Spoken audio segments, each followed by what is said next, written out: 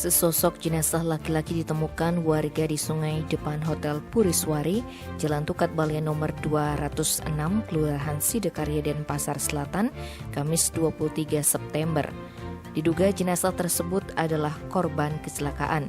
Seorang pedagang makanan bernama Tubagus Oka Maulana Pande menuturkan, penemuan jenazah ini berawal dari teriakan seorang wanita karena melihat ada jenazah seorang laki-laki tertelungkup di sungai. Agar tidak hanyut, jenazah tersebut diganjal warga menggunakan tongkat.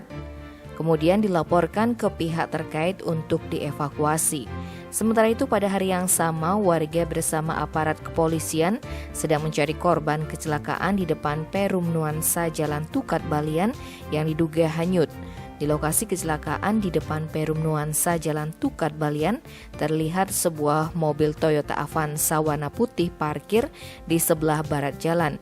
Kondisi mobil tersebut ringsek di bagian depan di sebelah kanan.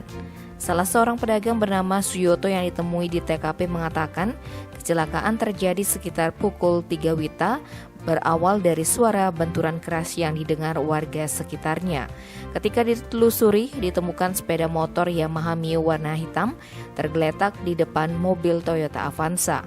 Posisinya nyaris tercelempung ke sungai. Selain itu juga ditemukan sebuah tas kresek merah berisi 1 botol minuman anggur Kolosum cap orang tua dalam keadaan pecah. Namun pengendara motor tidak ditemukan. Berselang beberapa jam, warga menemukan jenazah yang diyakini pengendara motor Yamaha Mio yang menjadi korban kecelakaan dan hanyut sejauh 1 km.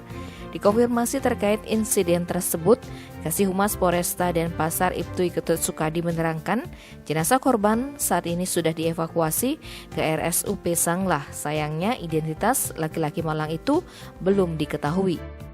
Tim Bali Express melaporkan.